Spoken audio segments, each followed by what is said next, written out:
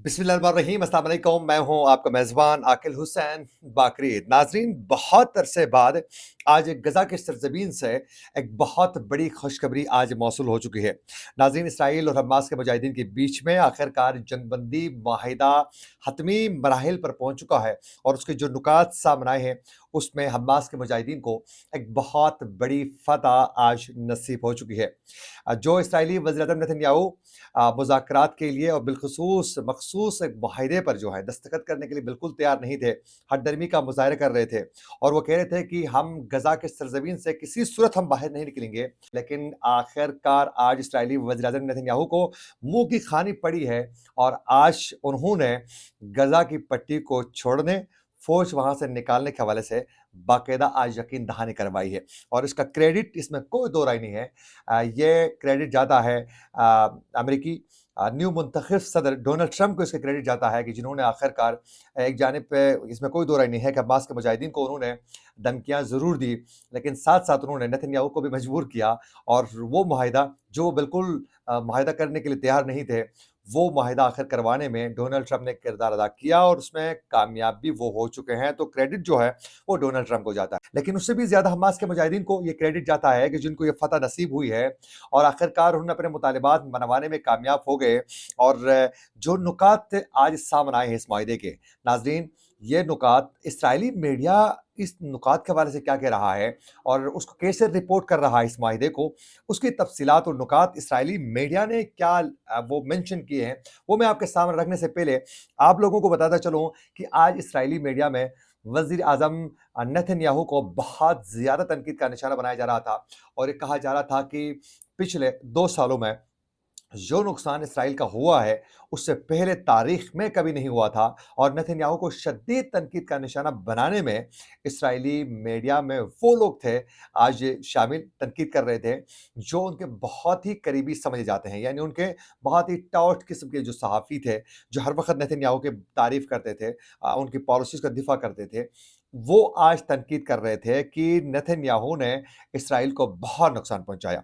और ये भी कहा जा रहा था कि जो माहिदा हो रहा है, उस माहिदे पर हाथ बाँधकर जो है, इसराइल को आज हमास को हवाला किया जा रहा है। तो यूँ आज तनकीद का निशाना खुद इसराइली मीडिया जो है, वो नेतन्याहू को तनकीद का निशाना बना रहे थे। उसकी वजह सबसे बड़ी तो यही बनी है कि इस माहिदे के तहत इसराइल को पाबंद किया गया है कि वो गज़ा की पट्टी से निकल जाएँ और अपनी फ़ौज को बाहर निकालें, जिस पर इसराइल ने आमादगी का इज़हार किया है और फ़ौज अब जो है मरहलवार वो अपनी फ़ौज को बाहर निकालने के पाबंद हैं। तो ये इसराइल की बहुत बड़ी शिकस्त है क्योंकि हमास के मुजाहिदीन का यही कहना था कि आप हमारी सरजमीन से बाहर निकल जाएं, हम जंगबंदी के लिए तैयार हैं, हम आप हमारे यरगमालियों को छोड़ेंगे, हम आपके बदले में यरगमालियों को छोड़ेंगे। तो इसमें तो कोई डिबेट ही नहीं थी। इसराइल भी यही चाहता था कि हम आपके यरगमालियों को छोड़ेंगे, आप हमारे बंदों को छोड़ दें, हमारे फौजी एहलकारों को जो आप लोगों ने कैद करके रखा हुआ है, उनको आप छोड़ दें। तो इस पे तो दोनों का इख्तिलाफ नहीं था। इख्तिलाफ इस बात पे था कि नेतन्याहू को हमास के मुजाहिदीन कह रहे थे कि आप हमारी सरजमीन से निकल जाएँ, आपकी फ़ौजें निकाल दें आप बाहर। लेकिन नेतन्याहू इस बात पर वो ज़िद है कि हम गज़ा को बिल्कुल नहीं छोड़ेंगे। हमारी फ़ौजें सीज़ फायर के बाद भी जो यरगमाली हैं उनके तबादले के बाद भी हमारे फ़ौजी यहाँ रहेंगे गज़ा की सरज़मीन के अंदर। बिलख़ुसूस खान यूनुस और फिर गज़ा के इसराइल के साथ जो पट्टी है, वहाँ हर सूरत रहेंगे। लेकिन आखिरकार आज उनको इस माहिदे के तहत जो है ये शिकस्त मिली है कि वो उस सरज़मीन से उन्होंने आखिरकार उस पाक सरज़मीन से इसराइली फ़ौजियों को निकलना ही पड़ा है। अब निकलेंगे वो। अच्छा, इससे माहिदे के हवाले से इसराइली मीडिया जो अहम नुकात आज इसराइली मीडिया के ज़रिए सामने आए हैं, वो मैं आप लोगों के सामने रखूँगा। इसराइली मीडिया ने नाज़रीन ये दावा किया है अपनी रिपोर्ट में कि गजा जंगबंदी माहिदा आखिरी मराहिल पर पहुंच चुका है और इस माहिदे के 3 मराहिल होंगे। फिर साथ-साथ रिपोर्ट में यह भी कहा गया है कि पहले मरहले में 33 इसराइली यरगमालियों को रिहा करने की तजवीज़ सामने आ चुकी है, जिसमें यह वाज़ेह तरीके से कहा गया है कि एक इसराइली फ़ौजी खातून को अगर रिहा किया जाता है उसकी यरगमाली को, तो उसके बदले में 50 यरगमाल जो फ़लस्तीनी है, उनको रिहा करने में इसराइल पाबंद होगा। बाकी जो यरगमाली हैं, उनके बदले 30 फ़लस्तीनी रिहा करने के पाबंद होंगे। यानी एक इसराइली के बदले में 30 फ़लस्तीनियों को वो रिहा करेंगे। रिपोर्ट में इसराइली मीडिया ने ये भी दावा किया है कि इसराइली फ़ौज डील के पहले मरहले में मिस्र और गज़ा बॉर्डर में कायम जो कॉरिडोर है, उसको वो खाली करेंगे।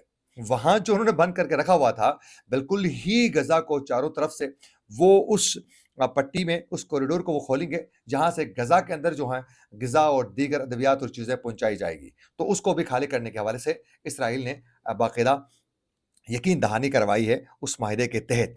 रिपोर्ट में इस्राएली मीडिया का ये कहना है कि उस रिपोर्ट में ये भी कहा गया है कि माहिदे के तहत जंगबंदी डील के दूसरे मरहले का आगाज़ सीज़फायर शुरू होने के 16 दिन बाद होगा, जिसमें बाकी कैदियों और फौजियों की रिहाई से मुतल्लिक बात होगी। अच्छा, इस्राएली मीडिया ने ये भी बताया है कि तीसरे मरहले में तवील मुद्दती इक़दामात उठाए जाएँगे, जिसमें गज़ा में दोबारा आबादकारी, नई हुकूमत के क़याम के ऊपर भी जो है बातचीत की जाएगी। अच्छा, ये जो नई हुकूमत के हवाले से बात हुई है, उसमें ये हुआ है कि बाकायदा डोनाल्ड ट्रंप ने ये भी कहा है कि हमास अब दोबारा जो है वहाँ इक़्तिदार पर हमास नहीं रहेगा। हमास को पीछे हटना होगा और उसके बदले में वहाँ की न्यूट्रल एक हुकूमत कायम होगी और उस पर कतर और दीगर मुस्लिम ममालिक जो हैं, वो यकीन दहानी करवाएँगे कि आइंदा गज़ा की पट्टी से यानी फ़लस्तीन से कोई भी अटैक इसराइल के ऊपर या कहीं भी अटैक नहीं होगा और वो मिलिटेंट जो हैं वो कोई काम नहीं करेंगे। इस तरह के इक़दामात नहीं उठाएँगे। तो ये बाकायदा कहा गया है। तो उस पे एक न्यूट्रल एक हुकूमत बन जाएगी तो देखें तक कुछ चीज़ें तो लेन-देन के मामलात पर करने होते हैं कंप्रोमाइज़ भी, इसमें कोई दो राय नहीं है। तो इसमें कोई दो राय नहीं है कि अगर एक न्यूट्रल एक हुकूमत बन जाती है तो उसका फ़ायदा ये होगा कि दुनिया उसको तस्लीम करेगी। दुनिया एक जानिब उसको तस्लीम करेगी तो साथ-साथ वहाँ डेवलपमेंट के काम भी होंगे। फिर दोबारा इसराइल गज़ा की पट्टी के अंदर हुदूद की को तजावुज़ करने में, कब्ज़े करने पे वो जो उसकी पूरी प्लानिंग है, उस पे कामयाब नहीं होगा। तो इसमें ये बाकायदा बड़े प्लानिंग के साथ कहा जा रहा है कि इसमें बेहतरी आना शुरू हो चुकी है।